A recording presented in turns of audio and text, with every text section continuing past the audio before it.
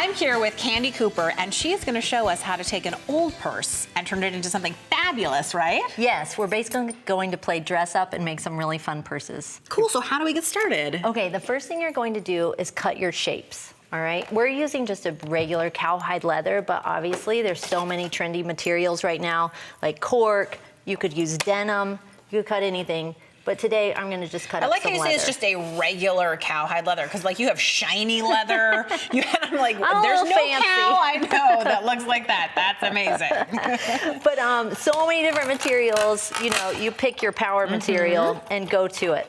So I've got my one shape, and then let's cut one more of each shape just so you can kind of see how you would assemble. Okay, and when you're cutting using a die cut machine, I know you always make a sandwich of some kind. Right, so I'm using these magnetic dies, putting them on the platform.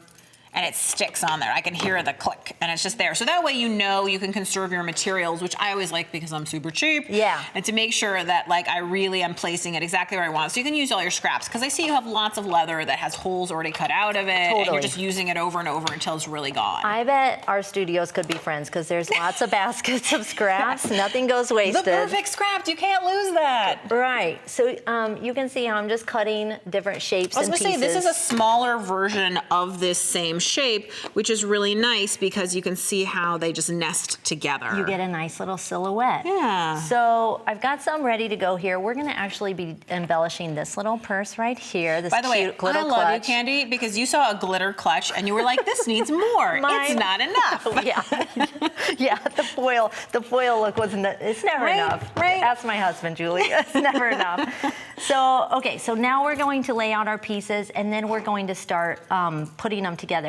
This little guy is going to get a little Swarovski button here, a little crystal sparkly button. So that piece we're actually going to wire on. All right, lickety split. I'm just using a 20 gauge. Could you glue it if you didn't want to, or is it better because this is actually a purse to attach it a little more securely? I feel like if you're going to be dragging this thing around the party, a wire is a little bit more. But if you're in a hurry, by all means. And this is certainly something you can take old jewelry, single earrings, thrift store finds, and convert them into embellishments like this, right? 100%. So the other thing we need to do is use a special leather hole punch. You could also use like a regular paper hole punch because the holes are so small for this. Right, you just have to put your back into it. You betcha. And you're gonna put a hole in the top piece, and then you should probably kind of line this up a little bit. Layer them. Now, could you use an awl, or do you actually need an empty hole as opposed to just like something you poke through? I don't want to seem like a sissy, Julie, but alls kind of scare me.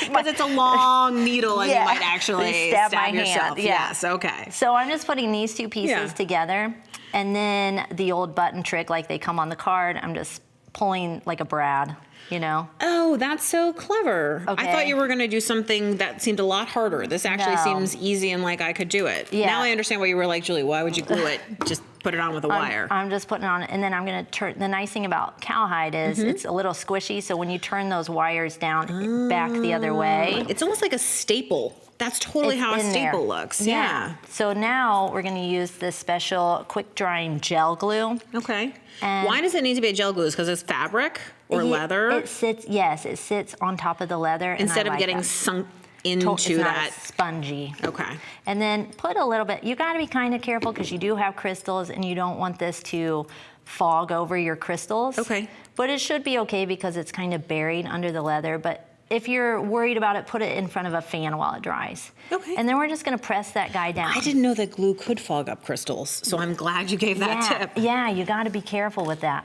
I've also got some little, like, I call them cactus shapes. You know, I thought they were leaves. Maybe because it's on top of a leaf, I was like, oh, that's just a leaf. But now that I look at it, it's just the smaller version of this same shape, right? Yeah, which is what unifies, you know that, unifies your whole design or whatever. But that is a really easy way, because it looks like you're taking a lot of disparate pieces, but actually, because it's the same shape, really repeated with a couple additions, and it's the same leathers being used over and over, it does unify. It brings it all together. So I actually think the one I just did is more centered than the one I had ready for you. So now we're gonna actually start putting this thing on the purse. And I'm using the same glue because it's fast drying. Do you have to think about like what material the purse is made out of, or pretty much when you're using glue, it's like it'll stick to anything? I think you more have to worry about what materials you're trying to stick what to. Like Okay. a multi-purpose epoxy would be good too, but this bonds a lot of stuff. So that's what I kind of just And it went dries for. quickly, I assume, so you don't have to wait overnight or anything like that. I could make it on the way to the party, Julie. Oh, And I love that. In the might have- car, I on might the have- way. I might have done that a time or two in my life. So now, once you put all these pieces together, we're gonna finish it up. And you could, you could fold these, leave a little dimension. Like, once you start making these, you'll get more and more ideas. You know what I love about this is before this was just a really fun silver purse, but now that you're adding in the kind of like rose gold or whatever, you could wear it with a totally different outfit now because it's not just silver. And in an interesting way, it also seems like so much more special and custom. It's yours. And like, yeah, no one else is gonna walk in with that same purse. No way. And the last little tip I'm going to give you is just to add a little fringe. I'm just putting in a couple pieces. This is called cup chain.